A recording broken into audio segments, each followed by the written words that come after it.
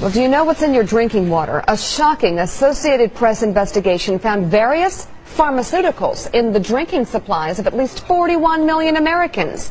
Tainted water was found from New Jersey to California.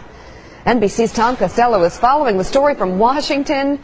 Tom, I've been dying to ask somebody some questions about this story. First of all, what kinds of drugs are we talking about, and how dangerous is this? Pretty wide range. Here's the drinking water in Washington, D.C. They found 6 pharmaceuticals in our drinking water here. They include ibuprofen, caffeine, monosin, and about 3 or 4 others. In Philadelphia, they had 56 pharmaceuticals or byproducts. They range everything from epilepsy medication to mental health medicines to pharmaceuticals that really run the gamut. Here's the bottom line from the Associated Press on the study they did. It was, as you mentioned, a 5-month investigation involving the AP investigative team. 50 major cities in 50 states were looked at, and drugs were found in the water of 24 major cities. We're talking 41 million Americans here who drink that water. So what's in the water? Everything from acetaminophen and ibuprofen to mood stabilizers, antibiotics, angina, heart, as well as cholesterol drugs, and even sex hormones.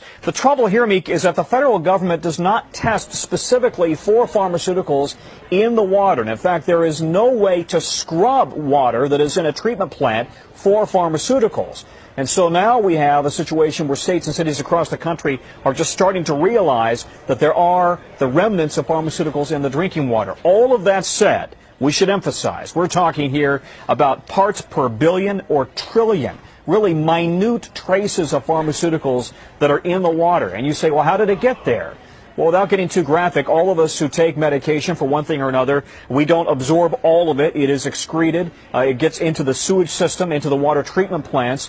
And then, because water treatment plants can't scrub it all out, if any of it, it just kind of dilutes on into the water system. Sometimes it gets into the water table, into wildlife, and then into reservoirs. It goes back into the water treatment site, into the water treatment plants. I wonder if there's going to be, long-term study about effects of this down the road. And, but I guess initially, Tom, the question I'm sure you're asking today is there anything the government can do about this? Yeah, and the EPA says it's concerned about it, but we don't yet know, and water treatment utility plants say they are convinced that there is no immediate threat to anybody out there.